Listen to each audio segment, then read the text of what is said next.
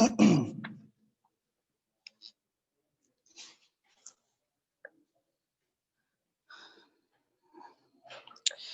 اللہ السلام علیکم کلاس. ہمارا اسلامیات کا لیکچر ہے. آج حدیث نمبر 20 دیکھ لیجئے. اس سے قبل جو حدیث تھی اس کے اندر 5 کبیرہ گناہوں کا ذکر کیا گیا تھا، اور ان 5 کبیرہ گناہوں کا جو تعلق ہے وہ بنیادی طور پہ مجموعی انسانی سوسائٹی سے تھا، کہ اگر انسانی سوسائٹی خاص طور پر مسلم جو سوسائٹی ہے اس کے اندر وہ 5 گناہ آ جائیں تو اس کا کیا نتیجہ نکلے گا، وہ ہم نے پچھلے لیکچر میں پڑھا ہے. حدیث نمبر 20 ہے ہمارے پاس، اور اس حدیث کا جو عنوان ہے اس کے اندر معاشرتی طور پہ جو خامیاں اور خوبیاں ہیں ان کا ذکر کیا گیا ہے. اس حدیث کے اندر بنیادی طور پہ ایسے گناہوں کا ذکر ہے جو انفرادی طور پہ مسلمانوں میں یا عام انسانوں کے اندر یا سوسائٹی کے کسی رکن کے اندر پائے جاتے ہیں. پچھلے جو حدیث ہے اس کے اندر معاشرتی طور پہ جو اجتماعی گناہ ہوتے ہیں ان کا تذکرہ تھا. اور یہاں پہ جو قدر انفرادی درجے کے گناہ ہیں، اگرچہ یہ سوسائٹی میں مجموعی طور پر بھی پائے جاتے ہیں لیکن اکثر یہ انفرادی طور پر ہی دیکھنے کو ملتے ہیں. ان میں سے 2 گناہوں کا یہاں پہ ذکر کیا گیا. ایک بغض، یعنی جسے ہم عداوت کہتے ہیں، بلا وجہ کسی کے ساتھ دشمنی رکھنا یا کسی کے بارے میں دل میں عداوت رکھنا. اور دوسرا حسد، یعنی کسی کو اگر اللہ تعالیٰ نے کوئی نعمت دی ہے تو اس نعمت پہ رشک کرنے کی بجائے اس کے ساتھ حسد رکھ لینا کہ اس کو یہ نعمت کسی طرح سے ختم ہو جائے اس کے پاس سے. تو یہ 2 بیماریاں ہیں جن کا اس حدیث کے اندر ذکر کیا گیا ہے، اور ان کے نقصان کے بارے میں بتایا گیا ہے کہ یہ کس قدر نقصان دہ بیماریاں ہیں، اور آخر کے اندر اس کا علاج بھی بتایا گیا ہے کہ کیا طریقہ اختیار کرنے سے ان بیماریوں کا علاج ممکن ہے. حدیث کا متن دیکھ لیجئے. بسم اللہ الرحمن الرحیم. عن ابن زبیر رضی اللہ تعالیٰ عنہ، حضرت ابن زبیر رضی اللہ تعالیٰ عنہ وہ فرماتے ہیں، وہ اس حدیث کے راوی ہیں کہ ان رسول اللہ صلی اللہ علیہ وسلم قال، کہ آپ علیہ الصلوۃ والسلام نے ارشاد فرمایا، دبا الیکم داء الامم من قبلکم، کہ تمہارے اندر ایسی بیماریاں گھس آئیں گی جو تم سے پہلے کی امت کے اندر تھیں، البغضاء والحسد، اور وہ بیماریاں حسد اور بغض کی ہوں گی. یعنی حسد اور بغض کی وجہ سے، یہ حسد اور بغض کی وہ بیماریاں جو تم سے قبل کی امت میں تھیں وہ تمہارے اندر گھس آئیں گی. اب بغض کیا ہوتا ہے اور حسد کیا ہے، اس کے بارے میں فرمایا کہ البغضاء، کہ جو بغض ہے یا جو دشمنی یا عداوت ہے، ہی الحالقہ، وہ کاٹنے والی چیز ہے. حالقہ ویسے عربی کے اندر کینچی کو بھی کہتے ہیں، کیونکہ کینچی کے ذریعے بھی چیزوں کو یا کپڑوں کو، بالوں کو کاٹا جاتا ہے. تو یہاں پہ حالقہ کا ذکر کیا گیا ہے کہ وہ کاٹنے والی ہے. لیس حالقۃ الشعر، کہ وہ شعر عربی کے اندر شین عین رے، یہ بالوں کو بھی کہا جاتا ہے. لیس حالقۃ الشعر، کہ وہ بالوں کو کاٹنے والی نہیں ہے، ولیکن حالقۃ الدین، بلکہ وہ دین کو کاٹنے والی چیز ہے. یعنی بغض ایسی چیز ہے جو کاٹنے والی ہے، اور اس کا کاٹنا ایسا نہیں ہے کہ جیسے کوئی چیز کپڑوں کو یا بالوں کو کاٹتی ہے، بلکہ اس کا کاٹنا کیا ہے کہ وہ حالقۃ الدین، یعنی وہ دین کو کاٹنے والی ہے. والذی نفسی بیدہ، اور قسم ہے اس ذات کی جس کے قبضے میں میری جان ہے، لا تدخلون الجنت، کہ تم داخل نہیں ہوگے جنت میں، حتی تؤمنوا، کہ یہاں تک کہ تم ایمان لے آؤ، ولا تؤمنون، اور تم ایمان والے نہیں ہوگے، حتی تحابوا، یہاں تک کہ تم آپس میں محبت کرنے لگ جاؤ.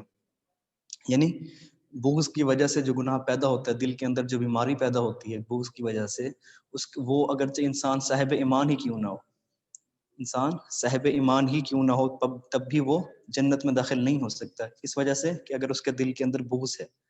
اور تو اس لیے آپ صلی اللہ علیہ وسلم نے فرمایا کہ لا تدخلون الجنت حتی تؤمنوا، کہ تم جنت میں اس وقت تک داخل نہیں ہو سکتے جب تک کہ تم ایمان نہ لے آؤ. ولا تؤمنون حتی تحابوا، اور تم صاحب ایمان نہیں ہو سکتے جب تک کہ تم آپس میں ایک دوسرے سے محبت نہ اختیار کر لو. اور جب آپس میں ایک دوسرے سے محبت ہوگی تو اس کے نتیجے میں بغض کا جو یا دشمنی جو دل کے اندر ہے وہ ختم ہو جائے گی. الا الیکم الا انبئکم بما یثبت لکم ذلک، کیا میں تمہیں، انبئکم کا مطلب ہوتا ہے کہ تمہیں خبردار کرنا، تو کیا میں تم لوگوں کو نہ خبردار کر دوں یا نہ تمہیں بتا دوں بما یثبت لکم، یثبت کا مطلب ثابت قدم ہونا، کسی چیز کے اوپر مستحکم رہنا. تو کیا میں تم کو نہ بتا دوں ایسی چیز جو تم کو اس پر ثابت قدم رکھے. اس پر سے مراد کیا ہے؟ محبت پر، کہ آپس میں جو تم محبت رکھو گے تو وہ کون سی چیز ہوگی جس کی وجہ سے تم آپس میں محبت رکھ سکو گے. تو آپ صلی اللہ علیہ وسلم فرما رہے ہیں کہ کیا تمہیں میں ایسی چیز کے بارے میں یا ایسے عمل کے بارے میں نہ بتا دوں کہ جس سے تم آپس میں محبت رکھو گے یا تم اس چیز پر ثابت قدم رہ سکو گے. وہ کیا چیز ہے؟ افشوا السلام بینکم، کہ آپس میں سلام کرنے کو اختیار کرو. یعنی جب بھی ملو آپس میں ایک دوسرے کو سلام کرو، ایک دوسرے کے لیے سلامتی والا رویہ رکھو، جہاں بھی جاؤ ایک دوسرے کے ساتھ محبت اور سلامتی سے پیش آؤ. تو افشوا السلام بینکم، آپس میں سلام کو عام کر دو یا آپس میں سلام کو پھیلاؤ. جب آپس میں سلام ہوگا بار بار، جب بھی ایک دوسرے کی مجلس میں جانا ہوگا، ایک دوسرے کے پاس جانا ہوگا، ایک دوسرے کو سلام کریں گے، سلامتی کے ساتھ ملیں گے، تو اس کے نتیجے میں جو ایک دوسرے سے جو بغض ہے، ایک دوسرے کے بارے میں جو حسد ہے، اس کا ختم ہو جائے گا، وہ آہستہ آہستہ دل سے نکلنا شروع ہو جائے گا. تو اس حدیث میں بنیادی طور پہ آپ صلی اللہ علیہ وسلم نے ایسی بیماری کے بارے میں بتایا ہے کہ جو انسان کے دین میں مداخلت کرتی ہے، یعنی انسان کے دین کو ناقص بنا دیتی ہے. تو وہ بیماری کون سی ہے؟ بغض کی اور حسد کی. اور بغض اور حسد کے بارے میں وسلم نے کیا فرمایا کہ وہ ایسی چیز ہے جو کاٹنے والی ہے. اس کا کاٹنا ایسا نہیں ہوتا جیسا کہ انسان کے بال ہوں، انسان کے کپڑے ہوں کہ ان کو کاٹا جائے، بلکہ اس کا جو کاٹنا ہوتا ہے وہ دین کا کاٹنا ہے، یعنی انسان کے جو دین ہے اس کو کاٹ دیتی ہیں یہ بیماری.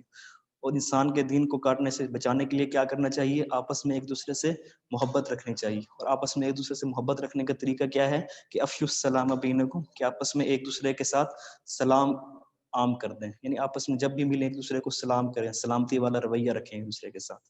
تو اس حدیث کے اندر جو قلبی بیماری ہے بغض اور حسد، اس کا ذکر ہے اور اس کے ختم کرنے کا طریقہ کار بتایا گیا ہے. حدیث نمبر 21 دیکھ لیں بچے. اس حدیث کے اندر چند عظیم نعمتوں کا ذکر کیا گیا کہ جو اللہ تعالیٰ کی طرف سے انسانوں کو نعمتیں دی گئی ہیں. ان میں سے دیکھیں 4 نعمتیں یہاں ذکر کی گئی ہیں. عن ابن عباس رضی اللہ تعالیٰ عنہ ان نبی صلی اللہ علیہ وسلم قال، حضرت ابن عباس جو کہ اس حدیث کے راوی ہیں، وہ فرماتے ہیں کہ آپ صلی اللہ علیہ وسلم نے ارشاد فرمایا، اربع من آتیہن فقد اوتی خیر الدنیا والآخرہ. 4 چیزیں ایسی ہیں، یا 4 خصلتیں یا 4 نعمتیں ایسی ہیں کہ اگر کسی شخص کو دے دی جائیں، من آتیہن، کہ جس شخص کو عطا کر دی جائیں یا جس شخص کو وہ ادا کر دی گئیں، فقط اوتیا، تو گویا کہ اس کو عطا کر دیا گیا خیر الدنیا والآخرہ، دنیا اور آخرت کی جو بھی بھلائی ہے وہ گویا اس کو عطا کر دی گئی. یعنی جس کے پاس یہ 4 نعمتیں ہوں گی، جس کو یہ 4 نعمتیں عطا کر دی گئی ہوں گی اللہ تعالیٰ کی طرف سے، تو اس کو گویا دنیا کی اور آخرت کی ساری بھلائیاں دے دی گئی ہوں گی. وہ کون سی 4 نعمتیں ہیں؟ ایک ہے قلبا شاکرن، ایسا دل جو ہر وقت شکر کرتا ہو، چاہے اس کے اوپر تنگی کی حالت ہو، مصیبت کی حالت ہو یا خوشی کی حالت ہو، کسی بھی طرح کی حالت ہو، اس کا دل جو ہے وہ شکر کرنے والا ہو، وہ اللہ تعالیٰ کی نعمتوں کا شکر ادا کرتا ہو. اللہ تعالیٰ کی نعمتوں کا شکر ادا کرنے کا طریقہ یہ ہے کہ جو بھی نعمت آپ کے پاس موجود ہے، کوشش کی جائے کہ وہ، مثال کے طور پہ اگر آپ صاحب مال ہیں، یہ اللہ تعالیٰ کی نعمت ہے، تو کوشش کی جائے کہ اس مال کو انسان جو ہے وہ غریب غربات کو دے. یہ اللہ تعالیٰ کی نعمت کا شکر ادا کرنے کا ایک طریقہ ہے. تو قلباً شاکرن. اسی طرح اگر انسان کے پاس کوئی نعمت کبھی موجود نہیں ہوتی، تب بھی وہ جو کچھ بھی اس کے پاس موجود ہے اس کے اوپر بھی شکر ادا کرے. تو قلباً شاکرن، ایسا دل جو ہر حالت میں شکر کرنے والا ہو.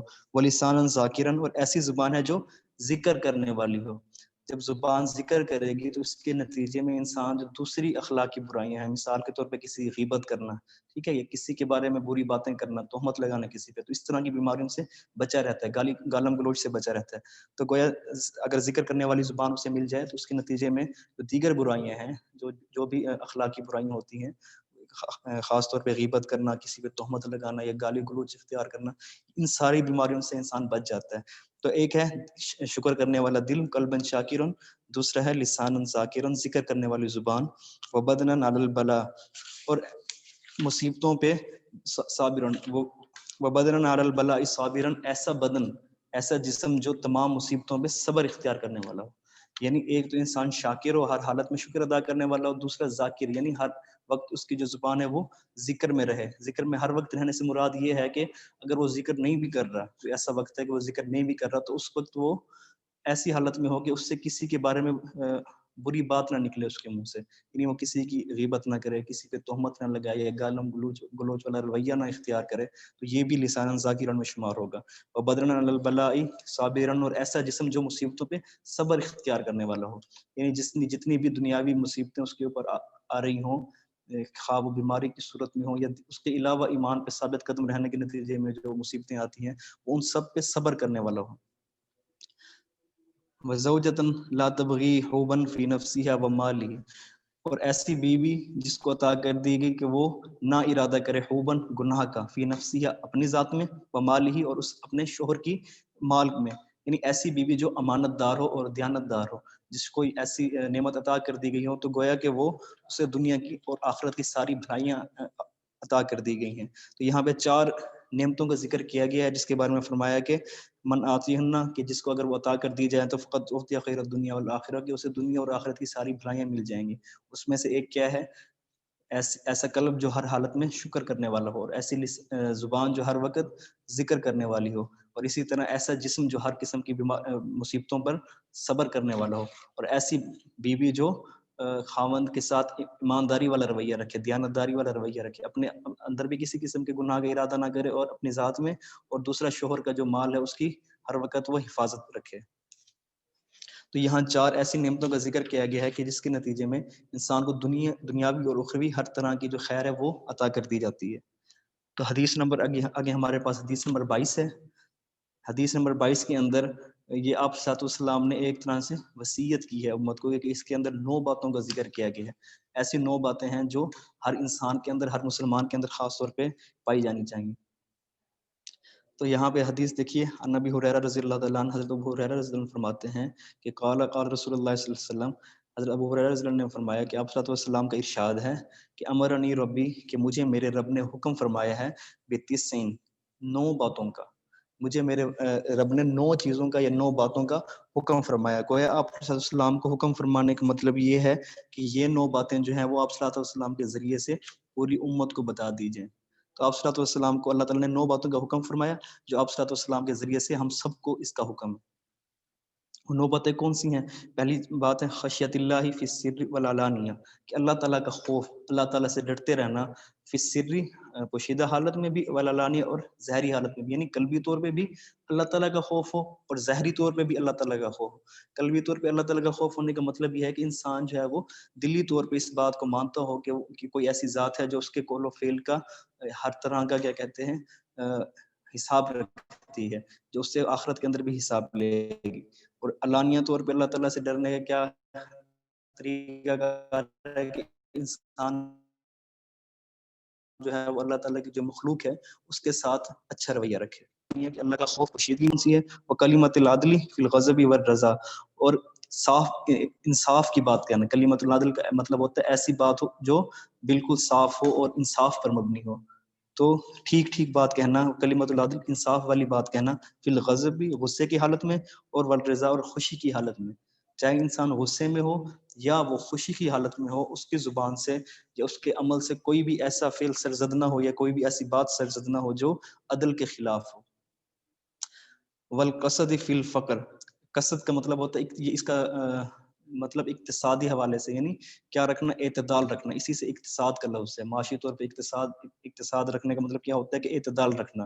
والقصد فی الفقر، غریبی کی حالت میں، یعنی ایسی حالت میں اگر کہ جب وہ معاشی طور پہ کمزور ہے تو وہ کیا کرے، اعتدال رکھے، اپنے خرچ کے اندر اعتدال رکھے. والقصد فی الفقر، اور اعتدال میں رہے فی الفقر غربت کی حالت میں. والغنا، اور امیری کی حالت میں، چاہے اس کے اوپر فقر ہے یا وہ حالت غنا میں ہے، یعنی امیری کی حالت میں. دونوں حالتوں کے اندر وہ اعتدال کا جو دامن ہے وہ نہ چھوڑے. یہ نہ ہو کہ اگر غربت ہے اس کے پاس تو پھر وہ اعتدال سے ہٹ کے دوسروں کو حق مارنے لگ جائے، کہ اگر اس کے پاس اللہ تعالیٰ کی نعمتیں موجود ہیں تو بھی وہ اعتدال سے ہٹ کے اس کا ضرورت سے زیادہ استعمال کرنا شروع کر دے، فضول خرچی شروع کر دے. تو ایسا نہ کریں، بلکہ والقصد فی الفقر والغنا، حالت غربت میں یا حالت امیری جو بھی ہو، اس دونوں کے اندر وہ کیا رکھے، اپنے خرچ کے اندر اعتدال رکھے. وَأَنْ أَصِلَ مَنْ قَطَعَنِي، اور اسی طرح اللہ تعالیٰ نے وہ آپ نے کیا فرمایا کہ اللہ تعالیٰ کا نے مجھے یہ حکم دیا ہے کہ میں ان اصل، کہ میں جوڑوں. صلہ رحمی کا لفظ بھی اسی سے نکلا ہوا ہے، ان اصل، کہ میں صلہ رحمی کروں یا جوڑوں، من قطعنی، اس سے جو مجھ سے تعلق کو توڑے. یعنی اگر کوئی صلہ رحمی کے نتیجے میں قطع رحمی کرے، یعنی تعلقات کو توڑے، تو اس کے ساتھ کیا کرے، صلہ رحمی کرے، تعلقات کو جوڑے. وان اصلہ من قطعنی، اور یہ کہ میں جوڑوں تعلقات کو، من قطعنی، اس سے جو مجھ سے تعلقات کو توڑے. یعنی یہاں پہ اس بات کے ذریعے یہ سمجھایا گیا ہے کہ اگر سوسائٹی کے اندر کوئی ایسے افراد ہیں جو آپ سے جو اس کوشش میں ہوتے ہیں کہ لوگوں کے آپس میں تعلقات ختم ہو، تو اس کے نتیجے میں آپ نے کیا کرنا ہے کہ آپ نے یہ کوشش کرنے کی کہ ایسے اعمال یا ایسے اسباب اختیار کرنے کے جس سے لوگوں کے آپس میں تعلقات جڑے رہیں. وان اصل من قطعنی، کہ میں تعلقات کو جوڑوں جو مجھ سے توڑے.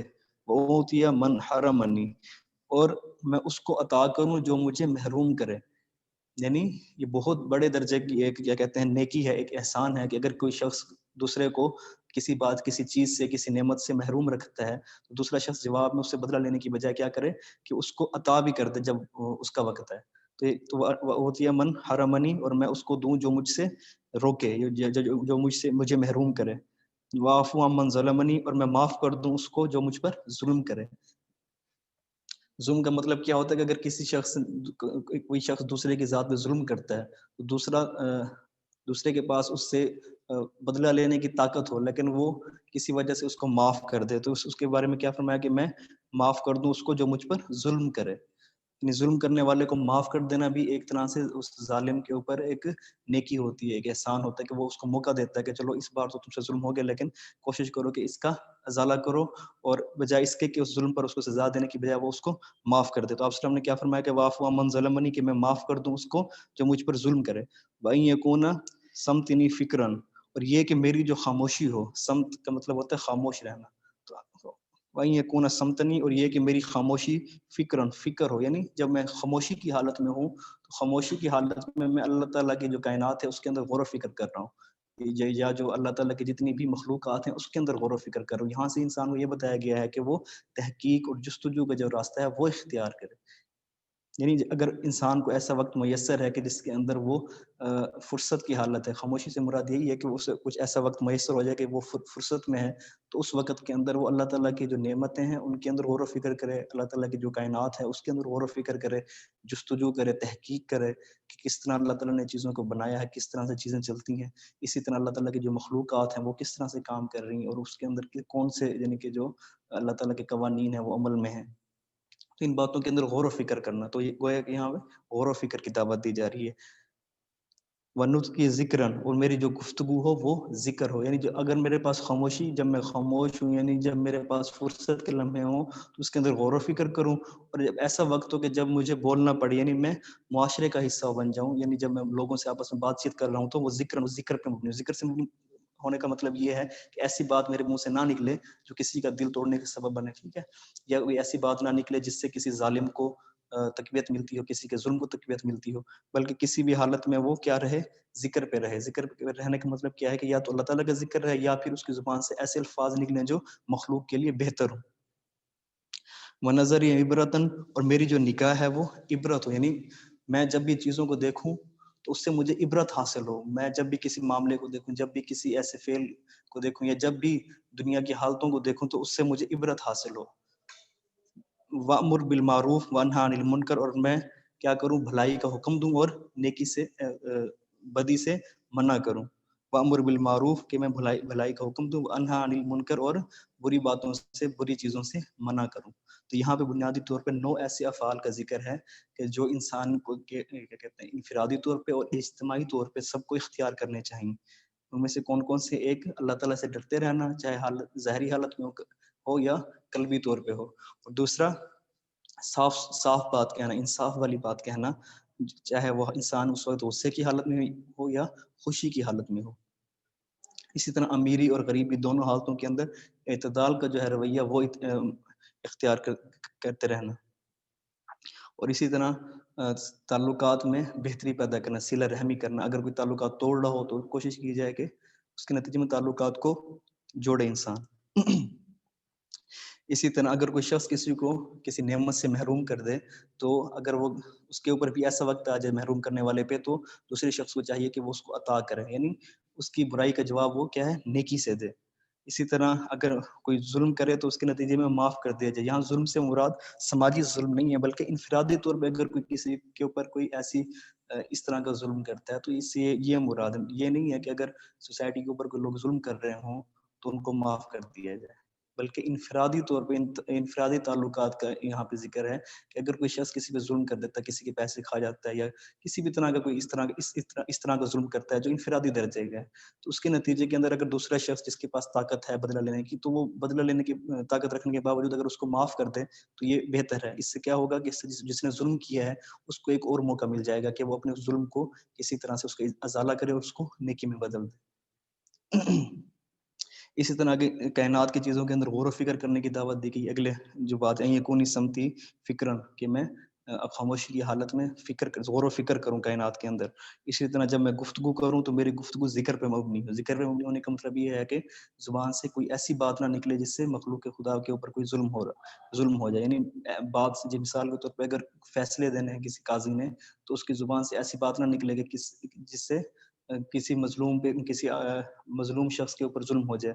اسی طرح سوسائٹی کے اندر بات کرتے ہوئے کسی طرح کا لب و لہجہ اختیار کرنا کہ جس سے کسی کی دل شکنی ہو, تو ایسا نہیں ہونا چاہیے. ونظر عبرتاً, اور چیزوں کے اندر یا جو دنیا کے جو حالات ہیں, اسی طرح جو واقعات ہوتے ہیں تو ان کو عبرت کی نگاہ سے دیکھنا, اور نیکی کا حکم کرتے رہنا اور برائی سے روکتے رہنا. یہ 9 باتیں ہیں جو آپ صلی اللہ علیہ وسلم نے فرمایا کہ میرے رب نے مجھے اختیار کرنے کا حکم دیا ہے. حدیث نمبر 22 ہمارے پاس آج ختم ہو گئی ہے, اور آگے ہمارے پاس حدیث نمبر 23 ہے, وہ انشاءاللہ تعالی ہم اگلے لیکچر میں اس کو ڈسکس کریں گے. شکریہ. اگر کچھ سوال ہیں تو واٹس ایپ گروپ موجود ہے, وہاں پہ آپ پوچھ سکتے ہیں, ٹیسٹ کے حوالے سے بھی اور لیکچر کے حوالے سے بھی. شکریہ.